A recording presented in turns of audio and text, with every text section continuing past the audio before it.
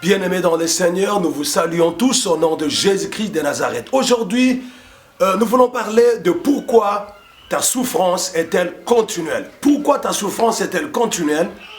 Telle est la question que le prophète Jérémie s'est posée dans Jérémie chapitre 15, du verset 18 au verset 19. Jérémie chapitre 15, 18 à 19. Pourquoi ma souffrance est-elle continuelle? Pourquoi ma plaie est-elle douloureuse et ne fait-elle pas se guérir? Serais-tu pour moi comme une source trompeuse, comme une eau dont on n'est pas sûr? Bien-aimé, chacun de nous, à un certain moment de sa vie, il doit se poser la question de savoir pourquoi ma souffrance est-elle continuelle? Bien-aimé, chaque chose a un début et puis une fin. La souffrance dans la vie d'un homme ne peut pas être continuelle. La souffrance doit être une étape, doit être une transition par laquelle quelqu'un doit passer dans sa vie. Mais lorsque la souffrance devient continuelle, ça veut dire que cette souffrance a commencé depuis les parents, a commencé depuis les grands-parents, jusqu'à vous, et cette souffrance ne prend pas fin. Tu dois te poser la question de savoir pourquoi ma souffrance est-elle continuelle, parce que chaque chose a un début et puis une fin. Et parce que tu as l'occasion de suivre ces messages, je crois que Dieu s'est levé, Dieu est sur le point de mettre fin à ta souffrance. Alors, bien-aimé dans le Seigneur, la souffrance n'est pas une bonne chose, parce que le Seigneur Jésus-Christ a été appelé dans Ésaïe chapitre 53 comme étant l'homme de douleur, habitué à la souffrance. Jésus s'est habitué à la souffrance pour que nous ne puissions pas souffrir d'une manière indéfinie, d'une manière continuelle. Voilà la raison pour laquelle, bien-aimé, il est très important pour chacun de nous de se poser la question de savoir pourquoi sa souffrance est-elle continuelle. Mais il y a quelques causes, qui provoquent la continuité et la prolongation de la souffrance dans la vie d'une personne. Bien aimé, vous savez que le diable, l'ennemi Satan, il aime voir les enfants de Dieu souffrir. Quand un enfant de Dieu souffre, ça les réjouit, il est dans la joie. C'est ce qui fait que l'ennemi Satan, il a toujours aimé et préféré prolonger la souffrance dans la vie des enfants de Dieu ou dans la vie des êtres humains. Alors, nous voulons vous parler de quelques causes qui font que la souffrance soit continuelle dans la vie de beaucoup de gens.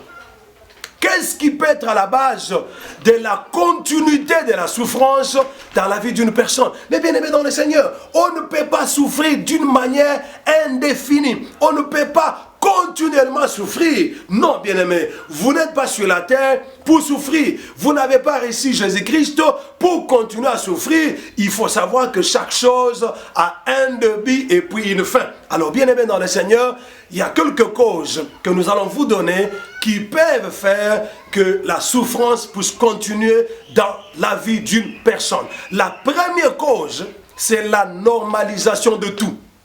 La normalisation de tout. Bien aimé, il y a des gens, il est en train de souffrir, le chose ne marche pas, il normalise tout, il dit c'est normal, c'est le temps, c'est le moment. Mais ça fait des années, ça fait plusieurs années que la situation ne change pas, que la personne se retrouve dans la même souffrance, mais la personne normalise les choses. Bien aimé, dans la vie, il ne faut jamais tout normaliser. Il y a des situations qui ne sont pas normales. Il y a des événements qui ne sont pas normaux. Il y a des choses qui arrivent qu'il ne faut jamais normaliser. Il ne faut pas tout normaliser. C'est vrai qu'il y a des souffrances liées aux circonstances de la vie. Il y a des souffrances liées à la crise mondiale, mais il y a des souffrances, bien aimées, qu'il ne faut pas accepter, qu'il ne faut pas normaliser. C'est la raison pour laquelle toute personne qui a l'habitude de tout normaliser verra sa souffrance continuer, verra sa souffrance se prolonger, verra sa souffrance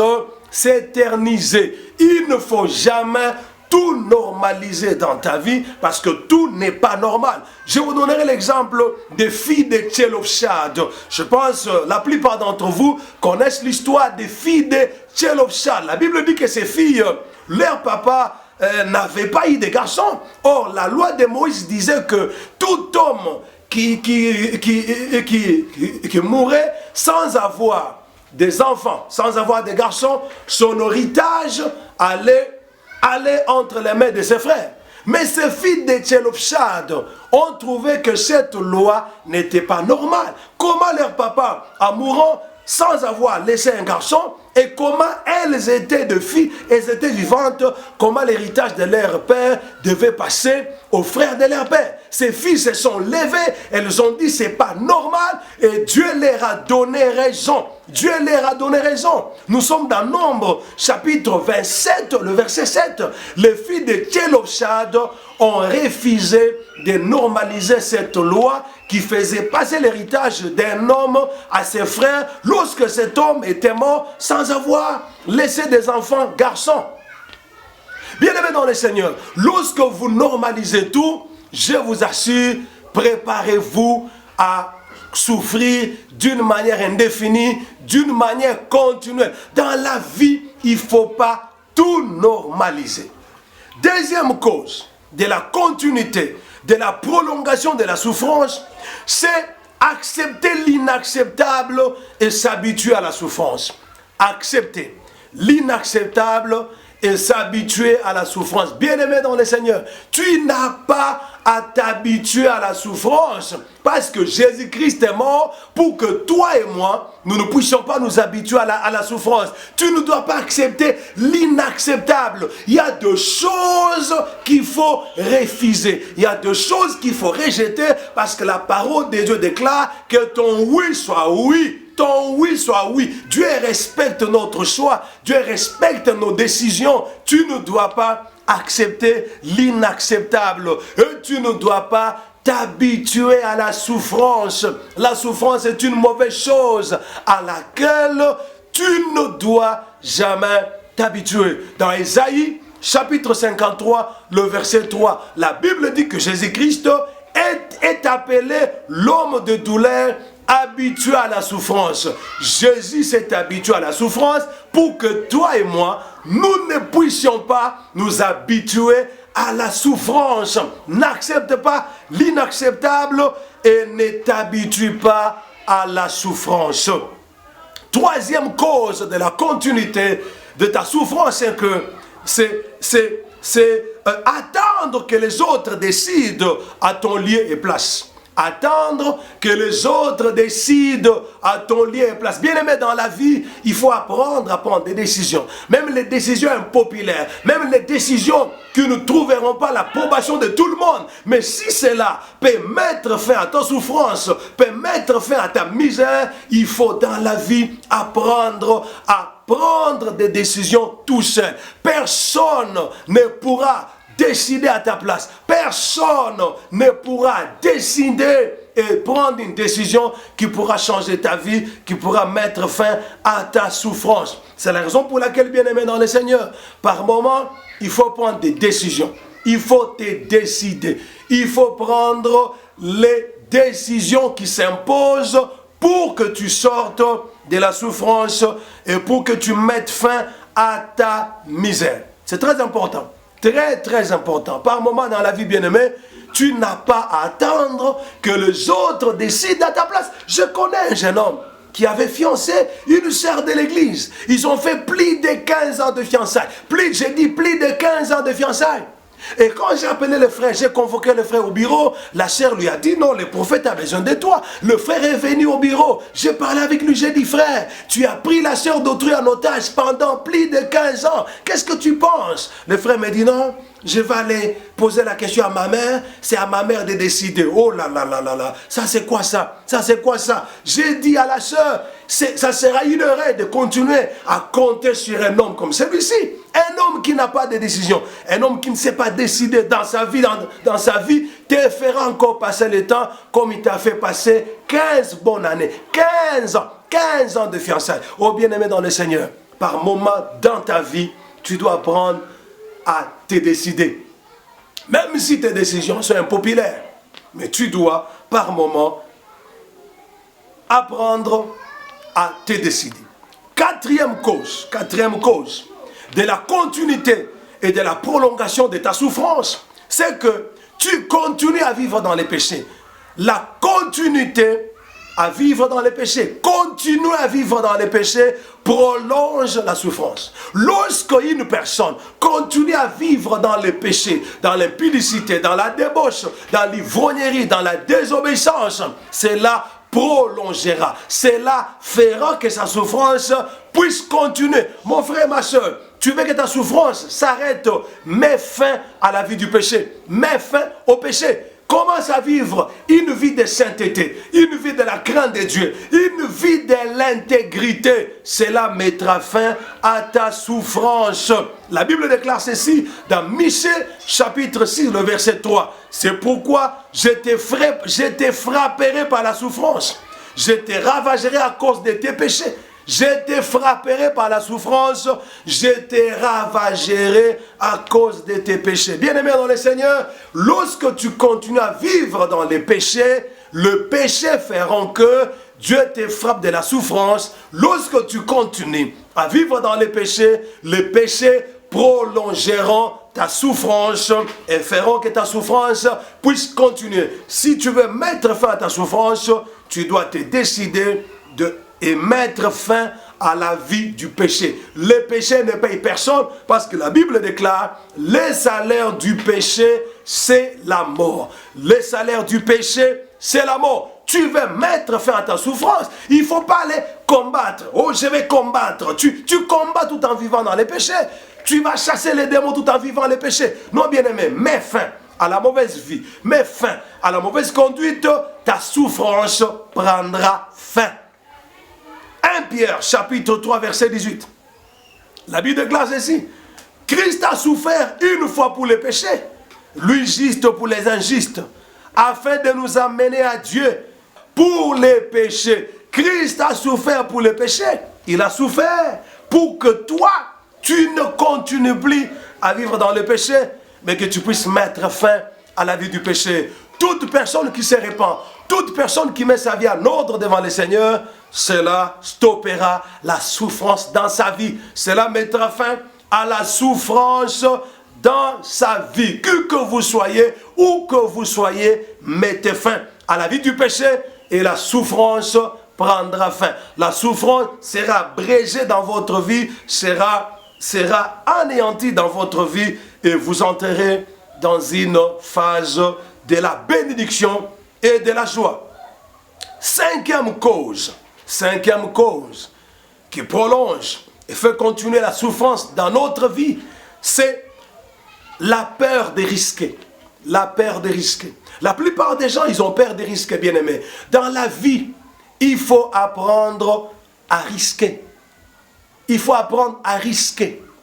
Lorsque tu n'acceptes pas de risquer, ta souffrance risquera de continuer. Dans la vie, il faut apprendre à risquer. Parce que les Français disent qui ne risque rien n'a rien. Qui ne risque rien n'a rien. Vous savez bien aimé, David, en allant affronter Goliath, il avait risqué. Il a banni la peur de risquer. Il a risqué. Le roi Saül a eu peur. Le roi Saül l'a effrayé. Il a découragé. Mais David a dit non. Le même Dieu qui m'avait aidé à terrasser l'ours, à terrasser le lion, il est le même Dieu qui m'aidera à vaincre cet incirconcis de Philistins. Et bien aimé dans le Seigneur, parce que David avait accepté de risquer, avait banni la peur de risquer, David a fait tomber Goliath, il a écourté, il a stoppé la souffrance de toute une nation, la souffrance d'Israël a pris fin. Les défis que Goliath lançait à l'armée de l'Éternel, à l'armée des enfants d'Israël et à tous les enfants d'Israël avaient pris fin. Pourquoi? Parce que David n'a pas eu peur de risquer. Bien aimé dans la vie, il faut toujours apprendre à risquer. Risquer, ça veut dire quoi? Abandonner certaines choses, certaines mauvaises décisions, certains mauvais comportements en disant j'accepte de me conduire selon la volonté de Dieu et je verrai ce que Dieu fera pour moi. Mais mon frère, ma soeur, notre Dieu, il aime les gens qui acceptent de risquer dans leur vie. Cinquième cause, c'est la peur de souffrir. La peur de souffrir. Bien aimé, dans la vie, Lorsque tu as peur de souffrir, tu souffriras. Lorsque tu as peur de souffrir, tu souffriras. Dans la vie, il ne faut jamais avoir peur de souffrir. Ceux qui ont peur de souffrir s'empêchent de prendre les décisions qu'ils s'imposent. Lorsque tu as peur de souffrir, mon frère, c'est alors que tu continueras de souffrir. C'est alors que ta souffrance se prolongera. C'est alors que ta souffrance continuera. Nous parlons de la septième cause. Septième cause, c'est lorsque tu montres ta souffrance aux hommes, au lieu de la montrer aux dieux, au lieu de la montrer à Dieu, montrer sa souffrance aux hommes, présenter sa misère aux hommes, au lieu de la présenter au Dieu Tout-Puissant. Bien-aimé dans le Seigneur, tu peux exposer tes problèmes aux hommes du matin au soir. Tu peux exposer tes problèmes aux hommes pendant un siècle. Aucun homme ne peut donner solution à tes problèmes. Au lieu de passer ton temps à exposer tes problèmes aux hommes, à exposer ta souffrance aux hommes, pour que les hommes s'apitoient de toi, pour que les hommes t'aident, il faut plutôt présenter ta souffrance à Dieu comme l'avait fait Jaïbé. Jaïbé, la Bible dit, Jaïbé était le plus considéré de tous ses frères. Mais Jaïbé a regardé, il a dit, moi je m'appelle Jaïbé parce que ma mère m'a conçu dans la douleur. Je m'appelle Jaïbé parce que je suis né dans la misère. Mais quand je regarde mon père, je regarde ma mère, je regarde ma famille, je vois que la souffrance continue. Qu'est-ce que Jaïbé a dit là? Qu'est-ce que Jaïbé a fait? La Bible dit, Jaïbé a invoqué le nom de l'Éternel. Il a invoqué l'Éternel Dieu et l'Éternel l'a exaucé. Ça veut dire que Jaïbé est allé exposer sa souffrance à Dieu. Anne est allé exposer sa souffrance à Dieu et Dieu lui a donné la solution. Dieu l'a répondu. Dieu lui a donné Samuel que Anne était en train de chercher. Il est très important, mes bien-aimés dans le Seigneur, il est très important d'aller exposer, d'aller poser ses problèmes à Dieu que d'aller les poser aux hommes. Nous sommes dans Exode chapitre 3 verset 7, Genèse 31 verset 42. Bien-aimés dans le Seigneur, il est très important. Très important. N'oubliez pas de vous abonner à la chaîne Les Sarma TV. Ça sera votre manière de servir Dieu. Ça sera votre manière de soutenir notre ministère. N'oubliez pas de vous abonner à votre chaîne Les Sarma TV. Oh bien-aimés dans le Seigneur, huitième cause, c'est parler contre l'homme de Dieu, les hommes de Dieu. Parler contre les hommes de Dieu. Bien aimé, la souffrance de plusieurs personnes s'est prolongée parce que ils ne font que parler contre les hommes de Dieu. Ils ne font que parler contre les pasteurs. Les mêmes pasteurs qui t'imposent les mains. Les mêmes pasteurs qui prient pour toi. Les mêmes pasteurs qui gênent pour toi. Les mêmes pasteurs qui font des nuits blanches pour prier que Dieu te bénisse. C'est les mêmes pasteurs que toi tu ne fais que critiquer. Tu ne fais qu'insulter. Tu ne fais que dénigrer. Tu ne fais que minimiser. Bien aimé, parler à mal contre les hommes de Dieu prolonge la souffrance, prolonge la misère. Il faut craindre les serviteurs de Dieu. Il faut respecter les serviteurs de Dieu. Il ne faut jamais parler à mal d'eux. Même si aujourd'hui tu parles à mal d'eux, tu es en train de prospérer, les choses sont en train de marcher dans ta vie, mon frère. La Bible déclare, vaut mieux la fin d'une chose que son commencement. Vaut mieux la fin d'une chose que son commencement. Tous ceux qui ont l'habitude, la vie de parler à mal des serviteurs de Dieu, ont toujours mal fini. Alors bien aimé, moi je ne comprends pas. Il y a certaines personnes qui ont pour spécialité la critique de leur propre pasteur. C'est ton pasteur, tu les critiques, tu les vilipendes par-ci par-là, tu les traites de menteurs, d'escrocs. Bien aimé, après, tu oublies, tu viens lui demander de t'imposer la main. La main qu'il va t'imposer, ça sera un jugement contre toi. Ça ne sera pas une bénédiction. Alors, bien aimé, voilà la raison pour laquelle il faut éviter de parler contre le roi de Dieu. La Bible déclare, qui es-tu toi pour juger les serviteurs d'autrui? Vous savez, Marie et Aaron, ils croyaient qu'ils avaient le droit de porter un jugement sur la vie de Moïse. Ils se sont mis à critiquer Moïse. Ils se sont mis à parler à mal de Moïse. Mais Dieu a entendu ça. Ce n'était pas Moïse qui avait rapporté ça à Dieu. Quand tu critiques ton pasteur chez toi à la maison, quand tu acceptes que les gens viennent critiquer les hommes de Dieu dans ton bureau, dans ton magasin, dans ta boutique, dans ta pharmacie, tu ne connais pas les jugements que tu t'attires.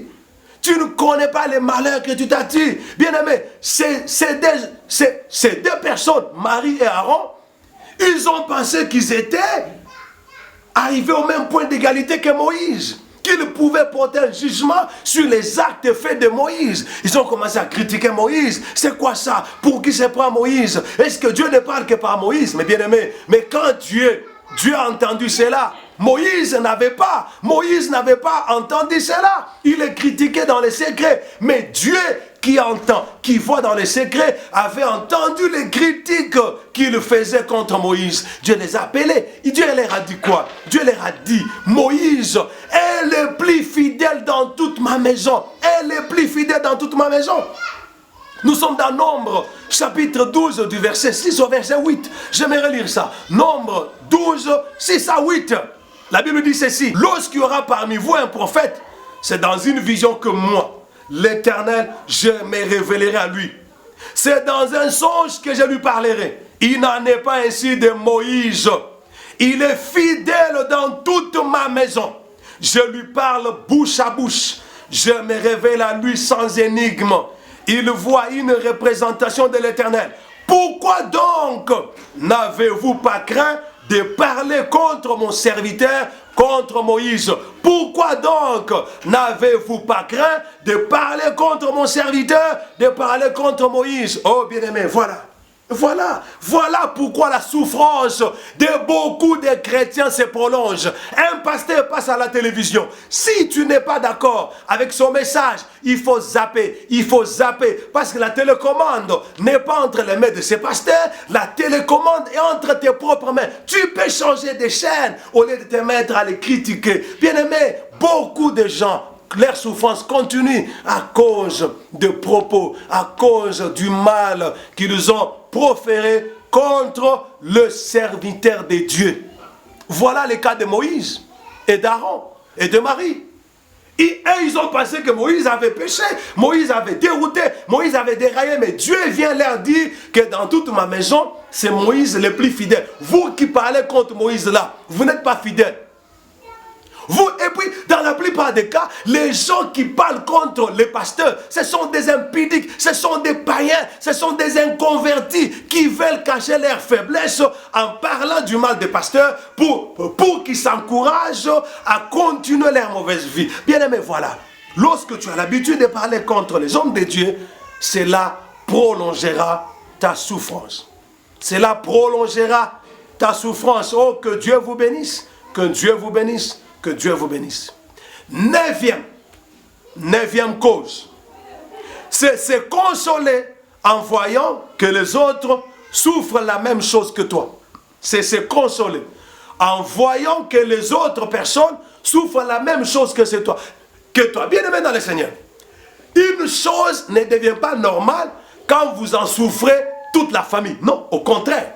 Quand vous souffrez la même chose dans toute la famille, c'est que la chose est anormale. Mais il y a des gens, quand ils apprennent que telle personne a le même problème que lui, elle s'encourage et dit, écoutez, je ne suis pas le seul à souffrir.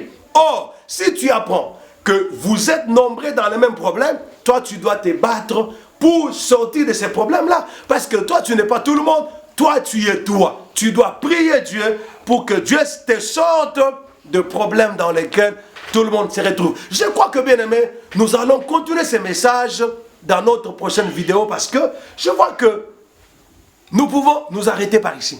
Mais bien aimé dans le Seigneur, ne te console jamais. Ne te console jamais lorsque tu vois que la même souffrance que toi tu endures, le même problème que toi tu endures, quelqu'un d'autre aussi en souffre. Non, ça ne doit pas te consoler, au contraire, ça doit te révolter. Ça doit te révolter. Tu dois dire, moi je suis moi.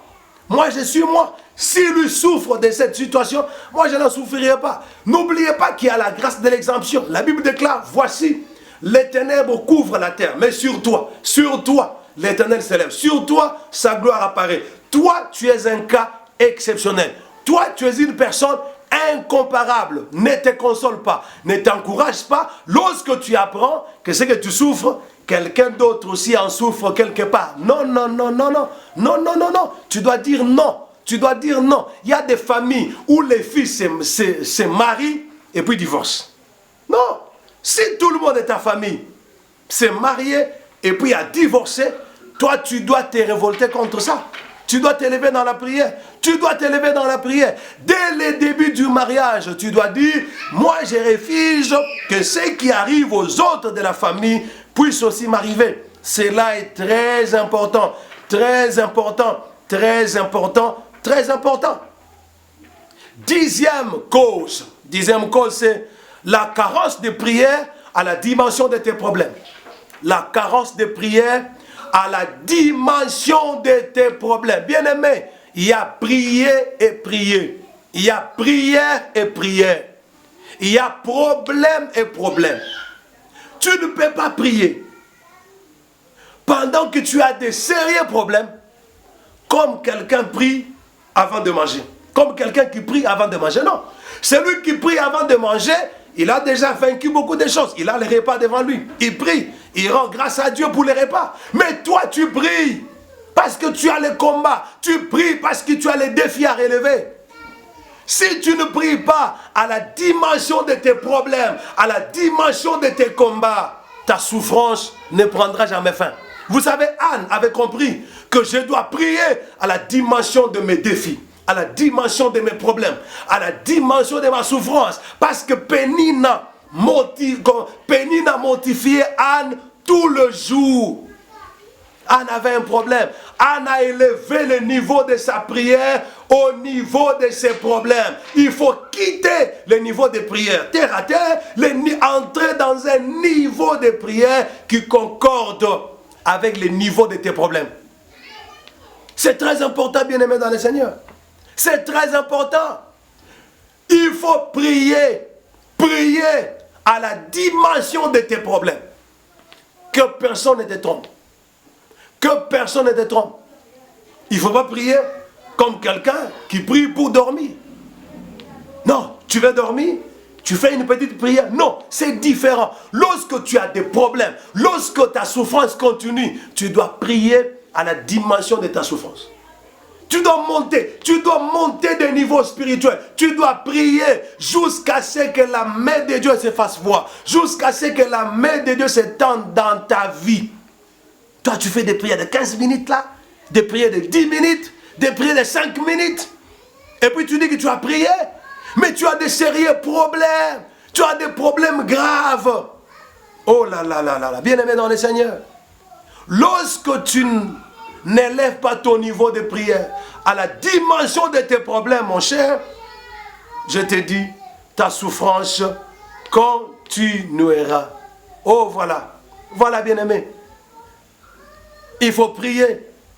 Il faut faire monter ton niveau de prière à la dimension de tes problèmes. Voilà, nous sommes arrivés à la fin. Que l'Éternel Dieu vous bénisse. J'aimerais prier pour vous. Mais n'oubliez pas de vous abonner à la chaîne Les Sarma TV. Bien-aimés, vous abonner à la chaîne. Ça sera votre manière de nous soutenir. Soutenez-nous. Soyez gentils. Soyez gentils. Abonnez-vous. Et l'Éternel Dieu se souviendra de vous. J'aimerais prier pour vous. Seigneur Dieu Tout-Puissant, je prie pour mon frère. Je te prie d'étendre ta main puissante et de mettre fin à sa souffrance. Répands sur lui ta miséricorde. Répands sur lui ta grâce et ta faveur. Dans le nom de Jésus-Christ, nous avons ainsi prié. Amen. Soyez bénis, soyez comblés de toutes les grâces divines dans le nom de Jésus-Christ. Amen. Ciao.